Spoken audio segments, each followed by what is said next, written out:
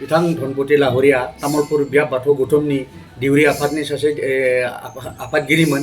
लोगोसे बिथाङा बे थानसालिखौ 1992 लुफुंनाय समाव बिथाङा बेयाव बिबानगिरि जानानै दङमोन। नाथाय दिनै हरखाबै जानाङि जाथाया जालांबाय। बिथांखौ सोरबा मिथिरोङै मानसिया मानिबा कारनाव बिथांखौ किडनेप खालामबाय। बेखौ जों फुङावनो आं तामुलपुर बियाब बाथौ गौथुमनि आफादगिरि जानानै मिथिनो मोननायसै आरो मिथिनो मोननाय लोगो लोगो आंनि गासै बाथौ सिबियारि बियाबनि बेन्दोङाव थानाय मावथिफारियाफोरखौ खबर होनानै बे खोथाफोरखौ मिथिहोनाय जादों। बे खोथायाव जों न'खरनि मानसिनि जोहै मिथिनाय हिसाबै बे जोंनि मथंगाफुरि पार्कनिफ्राय एसे थांनानै जा मथंगा दैमानि सायाव दलं दङ, बे दलंनि बबेबा मोनसे खर'आव बिथांखौ फुंनि 5 रिंगानिफ्राय 5 रिंगा 15 मिनिटसोनि गेजेराव बिथांखौ सिनाय मोनै दुथांफोरा बलेर' गारियाव हंख्र' हौसिब खालामनानै दिखांना लांदो होननानै न'खरनिफ्राय मिथिनो मोनो जों। बेनि उनाव जोंनि बाथौ बियाबनिफ्राय आरो तामुलपुर जिल्ला बाथौ गौथुमनिफ्राय जों माने पुलिस बिफानखौ एसे नारसिननो थाखाय जों दा रिटेनलि मोनसे एप्लिकेसन हैगोन। बेनि आगैनो न'खरनि मानसिया गार्जेना एफआइआर खालामनानै पुलिसखौ बुंहैनायसै आरो बिथांमोना न'खराव फैनानै बायदि रोखोमनि खोथा सोंनानै बिथांमोनखौ माबा मोनसे बे मानसिखौ माने उद्धार खालामनायनि राहा लागोन होननानै बिथांमोनखौ खोथा होलांदों होनना जों मिथिनो मोनो। दाथ' बिथांमोना बिसिया बुंनाय बायदिब्ला बिथां लांखारजानाय बिथां धनपति लाहिरिनि बिफंजों एसे हानि माबा गन्डगल सोलिगासिनो दङ होननानै जों मिथिनो मोनो।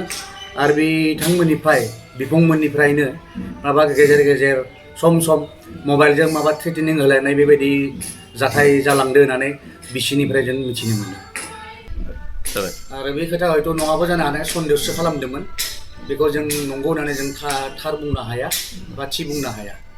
थाबै मोननाय माने जाहोना जाहैगोन प्रसासना बेसेबां माने गोख्रोङै खामानि मावनो थाखाय आवगायो, बेनि सायाव बे गासै खोथायानो माने डिपेन्ड खालामगोन। ओंखायनो जों तामुलपुर बियाब बाथौ गौथुम आरो तामुलपुर जिल्ला बाथौ गौथुमा जों जर'खायै प्रसासननि सायाव नारसिननो थाखाय जों बियाबनिफ्राय आरो जिल्लानिफ्राय माने लिखित भाबै जों दा एप्लिकेसन हैगोन होननानै माने थि खालामदों।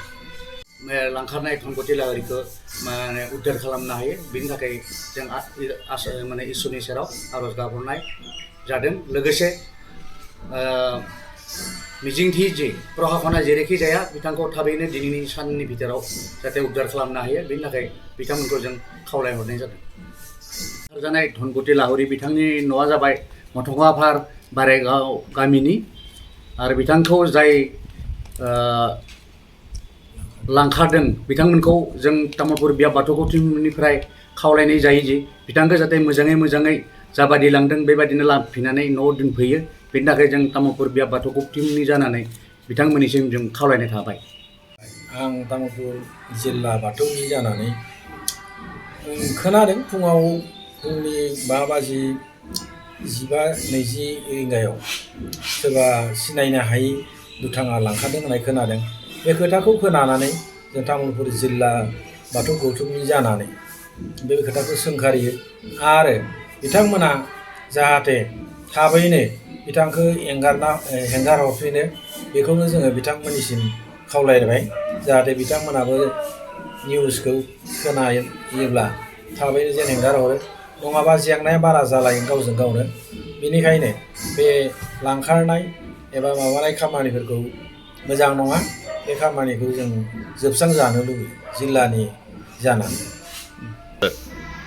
बेखौ लांखारलायनानै दायखौ फोजोबनो हाया। सावरायलायनायनि गेजेरजों आबुङैनो जोङो सोब खामानिखौ मावजोबनो हायो। बेनिखायनो जों लुबैयो जे सावरायनानैसो जोङो जोंनि दाय एबा माबा मोनसे सावरायनो गोनां बाथ्राफोरखौ सावरायनानै फोजोबोबा साबसिन जायो। बेबायदि लांखारनाय दोनखारनाय बेफोर खामानिया मोजां नङा, बेखौ बयबो निन्दा होगोन। बेनिखायनो आं बे लांखारनाय हाबाफारिखौ आंबो मोजां मोनाखै। आङो जिल्लानि जानानै बेखौ सोंखारियो जे बिथांमोना बे खामानिखौ मावनाया मोजां जायाखै। रायलायनायनि गेजेराव फोजोबनायब्ला जोंबो हेफाजाब होनांगौ रायलायनानै। जिखुनु खोथायानो बिथाङा मा दाय दं मा गैया जोंबो मोजां मिथिया। जोंनि आन्सलिकनि बिथाङा सासे गाहाय दौरिमोन, बेनिखायनो बिथाङा दाय दङब्ला सावरायफैनायबा जोङो बेहाय बजबनानै फोजोबस्रांनो हागौमोन होननानै आंहा फोथायनाय दं। बिथांखौ थाबैनो जुदि एंगार हरोब्ला मोजां जायो, नङाब्ला मानसि सासेखौ दाय गोनां गैयै बेखौ सायख'नानै जोङो बुथारजानायखौ लुबैया। जोङो बिथांखौ जुदि हगार हराबा माबा मोनसे जुदि जाय लांखारग्रा बिथाङा जुदि हरखाब बिथांखौ फोजोबस्राङोबा जोङो हयतो आफादनि जानानै जों प्रखाखन अर्थात पुलिस बिभागनो जों बेखौ आखाइ मिलायनानै जोङो बिथांनि माबाखौ बिजिरनाय खामानिखौ निस्सय हयतो एसे सोलिगोन जों। फुंनि 8:30 बाजियाव आं खोनानो मोन्दों जे तामुलपुरनि जिथु मथंगापुरिनि पार्कनि दालांनि सानिफ्राय दुथां मानसिया बलेर' गारिजों लांनाय बाथ्राखौ खोनादों। बे बाथ्राखौ खोनानानै आं जोबोद दुखु मोन्दों। मानोना दानि बे आथिखालनि समावबो बेबायदि किडनेप बा लांखारनाय बे हाबाफारिखौ आसलते मोजां जायाखै। बे समाजनि गाज्रि बाथ्रा। जाहाथे बे बाथ्राया जाहाथे जोंनि तामुलपुर ओनसोलाव जाहाथे बेबादि जाया, बिनि थाखाय जोङो बयबो सांग्रांथि जानो। माबा मोनसे दाय दोङो, जिहेथु जोङो आयेननि हेफाजाब लानानै बेफोरखौ नायबिजिरनानै जोङो मोनसे मोजां आबहावायाव फैनोसो नांगौमोन। नाथाय बिथांमोना बेबादिनो आयेननि हेफाजाब लायालाबासिनो बेबायदि किडनेप एबा लांखारनाय खामानिया आसलते समाजनि थाखाय जोबोद मुगैथावना आरो बे सोंखारिनायनि बाथ्रा जादों।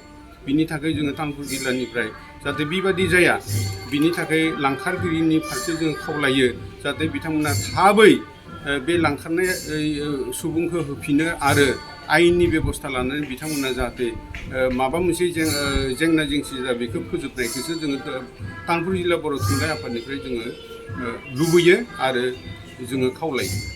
रातिपुৱা উঠি দৌৰা-চৌৰি খুলি ই যায়। মই চোতাল পাৰি না ক'ত যাই থাকিলে চুলিটো আৰু স্কুলত দিব লাগে, ক'ত যাই থাকিলে বোলো মই অলপমান তালান তুলি চালোঁ নাই। এতিয়া আহিব দে বোলো মই নিমখ চাহ অলপমান গৰম কৰিছিল আৰু নিমখ চাহ খাম বুলি পাছত আৰু এই তাতে আমাৰ বিয়ানী এটা আহিছে। বিয়ানী তোৰ বিয়া আছে না নাই? বিয়ে নাই, ফুৰিব গৈছি বুলিছোঁ মই। পাছত কাৰোবাৰ মানুহ গাড়ীত ধৰি লৈ গৈছি, তোৰ বিয়াই নাকায়, চেণ্ডেলটো আছে চাবি বুলি কৈছে। পাছত মই চেণ্ডেলটো চাব যাওঁতে হয় আৰু ঘটনাই। কালি আৰু বইনাকৰ গিৰিয়েকটো ফোন কৰিছিল,